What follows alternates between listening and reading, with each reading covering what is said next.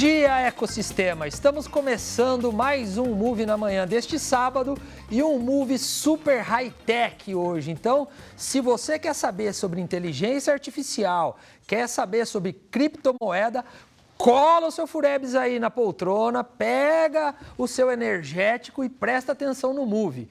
Hoje nós vamos falar um monte de coisa sobre esses assuntos. E ó, se você é curioso do assunto de inteligência artificial, só para você saber que o que a gente está falando aqui é algo do dia a dia, essa semana foi notícia aí nos principais meios de comunicação do mundinho das startups, uma startup, a Traction, que é uma startup de IA, que recebeu 150 ou 125 milhões, tá uma diferença, né? Bem, né?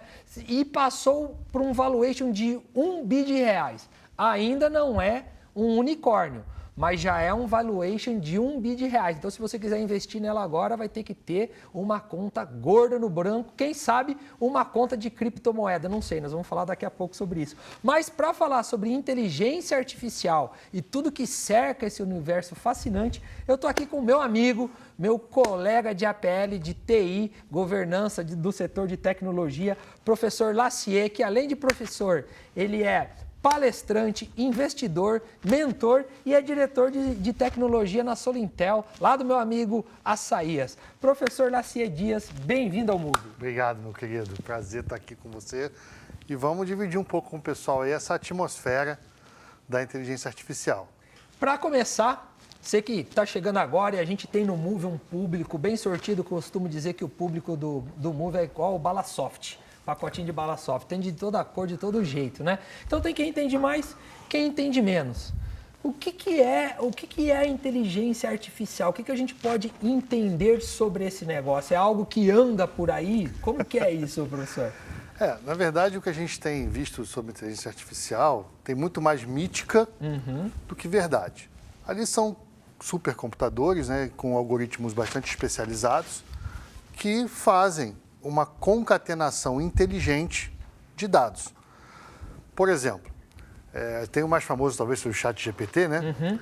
Então o ChatGPT, quando ele mostra para a gente o textinho ali aparecendo como se ele estivesse escrevendo com a gente, por trás daquele texto já está pronto. Ah lá. Aquilo é só uma maneira dele criar uma interação humana para ele parecer mais humanizado, né? E a capacidade cognitiva, que é inerente aos seres humanos, ela não existe ali. Ali existe uma capacidade de aprendizagem. Então, quanto mais vezes você vai dando a informação que aquilo está certo, que aquilo está ok, mais assertiva a inteligência vai ficando. E existe também, a gente que tem uma carreira acadêmica, existe uma padronização do conteúdo acadêmico muito rigorosa. E isso facilitou a vida da inteligência artificial. Olha só que bacana. Porque você pega, por exemplo, ali um Google Academic, está tudo muito bem formatado, os dados, as palavras-chave, o conteúdo, o contexto da tese. Então, está tudo muito bem estruturado. Então, a inteligência artificial ela também se prevalece disso. Legal. Dessa capacidade de você pesquisar dados que estão melhores ordenados. Por isso que a gente teve esse boom da inteligência artificial. Ou seja, o rigor acadêmico acabou... Aquilo que todo mundo acha chato durante a vida da universidade e tudo mais, Eu estou terminando minha tese agora, quase infartei, mas eu entendi a justificativa daquilo. Eu já me livrei disso. Acho que tese agora, só se eu for banco. E olhe lá ainda, hein? Mas esse rigor acadêmico, ele acabou colaborando para um impulso um pouco mais rápido da inteligência artificial. Em suma, essa coisa que a gente está falando aqui nada mais é do que linguagens computacionais que processam informações e te dão uma resposta, vamos dizer assim. E aí, o que os programadores tiveram um cuidado, né? Dele não te dar uma resposta chapada, como a gente chama, tipo, pular um texto inteiro na tela. Não, ele vai escrevendo o texto para você, como se fosse uma pessoa que está fazendo aquilo. Isso a gente está falando de inteligência artificial que responde perguntas, né? Que é aquela questão do chat. E a gente tem outros algoritmos de inteligência que geram imagens, que fazem cortes de vídeo. Então, por exemplo, hoje a gente vê muito aqueles recortes de vídeo na internet, que o pessoal tem um vídeo lá de 1 hora, um podcast de 1 hora, mas tem aqueles recortes chaves. Então já tem IA para fazer isso, né? Então você coloca lá o apontamento do vídeo, ele pega, escuta o vídeo todo e ele preditiva alguns cortes. Só que você parar para reparar, aquela predição tem palavras de entrada que eles chamam. Então ele caça alguma dessas palavras de entradas isso? E faz uns recortes. Não. Opa! Ô, Gabriel, segura na cadeira aí, que a IA daqui a pouco está fazendo todas as edições do Movie, hein? Então, existe já uma IA bastante eficiente que faz isso e ela faz um negócio que para mim era super chato. Ela já legenda o vídeo. Opa, aí ficou bom. Então ela recorta, sugere os recortes e legenda o vídeo. Esse legenda também é a tradução ou é a legenda só da fala? Não, só a legenda da fala. Tá. Então, se você está falando em inglês, ele vai sair em inglês, em português vai sair em português. Mas assim, isso facilita muito. Agora a gente tem que ter um cuidado, e é importante frisar isso para o nosso telespectador. Nem tudo é IA. Mas como o nome está na moda, eles lançam como aquilo fosse uma inteligência artificial. E não é. Muitas vezes é só um mecanismo de repetição que tem uma interação humana, ou simulação da interação humana, para ficar mais agradável, vamos dizer assim. Mas a gente, como usuário, a gente não vai saber identificar isso, né? Não, o usuário final, ele, infelizmente, ele não tem condição de diferenciar. Né? Mas eles vêm trabalhando para que fique o mais próximo possível do comportamento humano. Ou seja, para a gente não diferenciar mesmo. Né? Exato. Né? E nos últimos tempos, né, esse papo todo, a inteligência artificial, essas coisas que estão fazendo sozinho, eu mando fazer, entrega, o pessoal veio um burburinho para falar, para tudo, esse negócio vai acabar com o mundo, os robôs vão entrar dentro de casa, vão matar todo mundo. Como que é? A gente precisa ter medo dessas coisas? Obviamente que tudo que é novo, eu não sei se medo, mas cautela, mas muita gente ficou um pouco com medo mesmo. Como que você vê isso, Lacier? Como que a gente lida com isso de uma maneira sensata, sem o extremismo da coisa? Então, olhando tecnicamente, existe uma remota possibilidade de um dia a máquina ser preparada para consertar outras máquinas, né? Então você tem aí, por exemplo, essa empresa que você citou, ela faz um equipamento que ela acompanha se o equipamento vai falhar ou não, ou quando ele vai falhar. Isso. Né? E aí o que acontece? Você imagina que tivesse um robô controlado por uma IA que fosse capaz de ir lá e trocar a peça, e não um ser humano. E aí seria robô consertando robô. Robô dando manutenção em robô. E aí, em algum momento de brilhantismo, tipo um Big Bang tecnológico, esses robôs passariam a se autogerir, a se autoconsertar, e a gente teria uma invasão dos robôs. Eu robô. Um eu robô, que nem o filme. Só que isso é muito distante. E no final das contas, tudo aquilo foi programado por seres humanos. Sim. Então a gente tem, ainda, nesse atual momento que a gente está gravando, a gente ainda tem o controle na mão. Sim. Então as pessoas não precisam ter medo, neste momento, nenhum disso. E, obviamente, as empresas trabalham com profissionais que são extremamente competentes e coerentes. Né? Então, eles também têm esse bom senso de ficar acompanhando. E, no frigir dos ovos, ainda tem a mão do governo, né? Que pode, em dado momento, se entender que aquilo vai causar um efeito de um colapso de uma magnitude que precise de uma intervenção, o governo pôr a mão em cima e fazer o controle. Mas hoje não há o que temer. Então, tranquilo, pode usar de boa, o robô não vai sair andando pela sua casa e roubando o seu refrigerante da geladeira. Estamos distante disso. Uma coisa que é bastante importante é assim, quando foram criadas as primeiras máquinas, elas são criadas para facilitar a vida das pessoas. Então, assim, você tem uma pá. É muito mais fácil você cavar com uma pá do que você cavar com a colher ou cavar com a sua própria mão. Embora exista essa opção, né? Então é muito mais fácil hoje você fazer determinadas atividades com o auxílio de uma IA do que com as ferramentas que se tinham anteriormente. Então as pessoas precisam entender a inteligência artificial como um facilitador. Por exemplo, eu vim para cá de carro, eu podia ter vindo a pé, né? Mas eu ia gastar muito mais tempo, eu ia chegar todo suado, fedido. Então não era interessante eu vir a pé, era mais fácil eu vir de carro. Sim. Então o carro também foi uma coisa disruptiva, né? Como a IA está sendo. Então é só uma ferramenta. É engraçado o exemplo do carro, né? Porque na época que começaram os primeiros automóveis também foi meio endemonizado, né? Sim. Não pode. Tinha um profissional que ficava na rua avisando as pessoas que estava vindo o carro e coisa e tal. E é um processo que caminha ao longo do tempo, né? E todo o processo, você falou uma coisa ali que eu acho que eu quero explorar, porque você faz parte de alguns grupos de tecnologia no Brasil e fora do Brasil que discutem regras. Sim. Como que está isso? A gente teve lá o marco legal da internet. Sim, marco civil. Né? Marco civil da internet. Do ponto de vista regulatório, você falou, e eu acho importante ter alguns marcos, como que a gente está hoje com esses marcos regulatórios pensando no desenvolvimento da inteligência artificial de hoje para frente? Então, não existe uma regra clara, tá? Por quê? Porque ainda está tudo muito controlado. Então, não há uma necessidade de a gente criar uma parametrização governamental para você criar um aplicativo que use IA, ou para você criar um site como é o ChatGPT, que tem uma IA aplicada. Por quê? Porque essas IAs, elas não se comunicam, vamos dizer assim. Elas não interagem entre si. A maioria delas tem atividades autônomas, né? Então, você tem lá um Google, entre aspas, melhorado com o ChatGPT, porque já te dá um texto mais ou menos pronto que você quer. Você não precisa ficar cavucando vários sites para achar o conteúdo, ele já te dá um negócio mais mastigado. Então, você tem IA como Leonard para fazer arte, então, mas eles não se comunicam ainda. Né? Estão todos na internet. E alguns até concorrem entre si, né? E a maioria, muitos deles concorrem entre si. Então, eles não se comunicam mesmo. Não quer nem saber. Né? Não quer nem saber, cada empresa está fazendo o seu. Então, como não há essa necessidade, ainda não há uma necessidade regulatória. Porém, não há uma miopia governamental. Né? Há um acompanhamento. Como Ou seja, estamos de olho. Estamos olhando.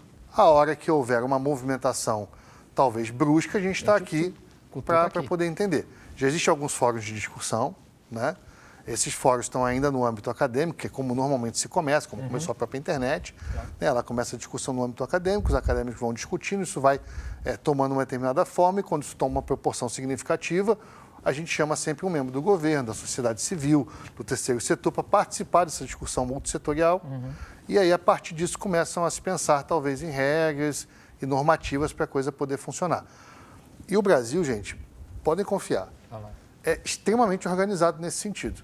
Extremamente organizado. Nossa internet, por exemplo, é uma das melhores internets do mundo, em termos tanto de estrutura quanto de organização. Né? E a inteligência artificial, como o setor acadêmico é quem permeia inicialmente por esse âmbito, já se existe uma cultura de... A academia começa, mas aí depois chama o terceiro setor, chama a sociedade civil, chamam os empresários, chama o governo, todo mundo discute junto para poder trilhar um caminho que seja seguro e usual, né? Porque se não for usual também não evolui. Pegando esse caminho aí, usual e na prática, a gente abriu o programa falando de uma startup que recebeu uma grana, uma startup que atua na área da indústria. Sim. Então, ela está lá monitorando fadiga de equipamento e depois ela gera um relatório de tudo isso. Entre os setores econômicos que a gente tem hoje, do que você está vendo essa evolução da IA, onde a gente pode apostar mais as fichas, que a coisa vai ajudar mais o ser humano, vamos tentar colocar assim. Saúde, indústria, banco, transporte. Qual que é a tua percepção assim, desses setores? Olha, quando a gente pensa em inteligência artificial, a gente pensa muito em respostas. Né? Eu quero um vídeo e ele me dá me entrega um vídeo. A gente pensa muito nessas entregas. Só que a gente também tem que pensar de uma maneira talvez mais analítica. Por quê? Porque quando a gente tem uma tomada de decisão mais inteligente, isso facilita a vida de todos os setores. Sem dúvida. Então, a gente tem visto muitas inteligências artificiais tentando caminhar mais nessa direção. Mais amplo. E elas não são tão famosas. Tá. Né? Por quê? Porque elas trabalham com mineração de dados em larga escala, para que você possa, às vezes, extrair um dado que não estava sendo perceptível para tomar uma decisão mais inteligente. Então, essas IAs hoje no mercado são as que ajudam CEOs de empresa, tomar decisão do departamento de marketing, que faz aqueles famosos BIs, né? Que, embora a solução seja relativamente antiga, a gente faz aquilo no Excel. ou datilografando o negócio. Então a gente faz aquilo datilografando, depois a gente veio para as planilhas rabiscadas, depois veio para o Excel, e agora a gente tem inteligência artificial para poder nos apontar descompassos ali que seriam mais complexos de serem previstos quando a gente está olhando pura e simplesmente os dados através de fórmulas de Excel. Então, assim, eu acredito que a facilidade na tomada de decisão vai ser maior. Agora, existem várias IAs influenciando o ambiente acadêmico. Ó.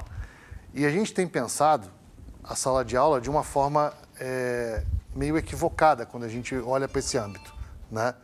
Por que equivocada?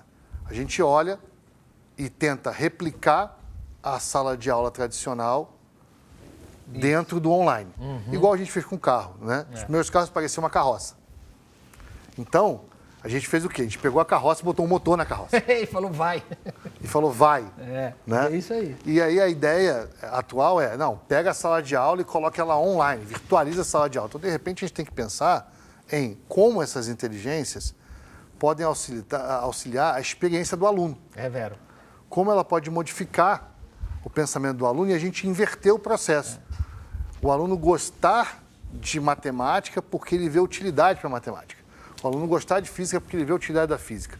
E aí isso acaba se permeando por empreendedorismo, acaba se permeando por uma série de outros caminhos. Então, eu penso a IA como uma ferramenta que vai facilitar o ser humano no aprender a reaprender. Boa frase, hein? Anote aí. Aprender a reaprender. E ó, eu coloco ainda o professor nesse drive, né? Sim. A gente também foi, eu digo a gente porque eu também dou aula ainda, né? A gente foi jogado dentro do tal do ambiente virtual. Uns tinham mais facilidade, outros nem tanto. E a coisa não andou no mesmo nível, né? As experiências foram bem diferentes. E aí é a história da experiência do usuário, né? Então, quem sabe essa IA ela possa vir e ajudar a gente a trabalhar todos esses contextos. E o contexto educacional, sem dúvida, ele tem papel fundamental. A gente está indo já para o finalzinho. Eu acho que cabe ainda mais uma exploração a respeito da inteligência artificial. Eu preciso ter medo ou receio de copiar e usar essas coisas na sala de aula? Como que você está vendo hoje o aluno? Você falou do aluno, ele está usando. Eu tenho uma frase boa para o aluno, hein? Copia quem quer, revisa quem tem juízo. E a gente já está vendo isso. Como que você está vendo dentro da sala a meninada usando essas ferramentas todas? Porque tá, todo mundo é digital, né? Exatamente. Então, assim, existe um ditado russo que é eu acredito, mas eu confiro. Né? Então, a gente acredita que o aluno fez, mas a gente dá uma conferidinha. Né? Tem o ChatGPT-0, que ele checa se aquilo foi feito por uma IA, se veio de lá. Não, e agora ele está tão refinando a plataforma que ele faz consultas em várias IAs para saber se o resultado pode ser parecido. Olha só. E qual é o grau de semelhança daqui. Como que ele chama? Do ChatGPT-0. Ó, fica a dica para os professores aí, hein? ChatGPT-0, ele faz uma busca para saber se o amiguinho IA foi ele que escreveu ou se foi seu aluno. Então, ChatGPT-0 ou GPT-0, é um dos dois nomes, mas é GPT-0. Vai achar. Então, assim, é uma ferramenta muito útil para o professor, muito útil. E porque agora, vamos cercear o aluno de usar? Eu falo, não. Também acho. Eu falo, cara, usa o recurso. Aprenda como o recurso funciona. Usa o recurso a seu favor. Agora, ele não é uma extensão do seu cérebro. É isso aí. Né? Porque se você não absorver, se você não aprender, se você não exercitar, você vai virar um grande copiador. E não adianta, a cópia ela cai por si só, aquilo não evolui, aquilo não amadurece. Então eu sempre digo para o aluno, usem todos os recursos disponíveis, mas no final, confie no seu cérebro, no seu intelecto, naquilo que você aprendeu. Até porque, né, o teu destino está na sua mão e se não for a sua cabeça, o seu guia, você está lascado. Você está lascado. Professor Lacier, chegamos aqui no nosso limite, acho que conversa muito boa, poderia ficar aqui horas falando disso, mas o Move sempre tem aquele chorinho. Então, 30 segundinhos aí para você mandar a mensagem para o pessoal que está assistindo a gente. Pessoal, gostaria que vocês tivessem em mente que é uma ferramenta nova. Trate como uma ferramenta. Ela não vai substituir as pessoas, pelo menos de primeiro momento não, mas os carros substituíram os cavalos. Então, assim, se você for uma pessoa que você ficar cega e não quiser usar a ferramenta, talvez aquilo tenha dificuldade de expandir a sua capacidade de fazer determinadas atividades. Então, é muito importante que o quanto antes você aprender a ferramenta nova, mais facilidade, mais intimidade você vai ter com ela para facilitar a sua vida. Porque as ferramentas são assim, elas são facilitadores da sua vida, como o Word um dia veio facilitar a nossa vida, como o Excel veio facilitar a nossa vida, o computador, de uma maneira geral, veio facilitar a nossa vida. O celular, que agora está no bolso de todas as pessoas, veio para facilitar a nossa vida. A IA é uma ferramenta que veio facilitar a nossa vida. Então, não tenha medo. Aprenda e extraia da melhor maneira possível. Show de bola! Vou chamar um rápido intervalo. O Move volta já já. Obrigado, professor Lacieri. Obrigado, meu querido. Valeu.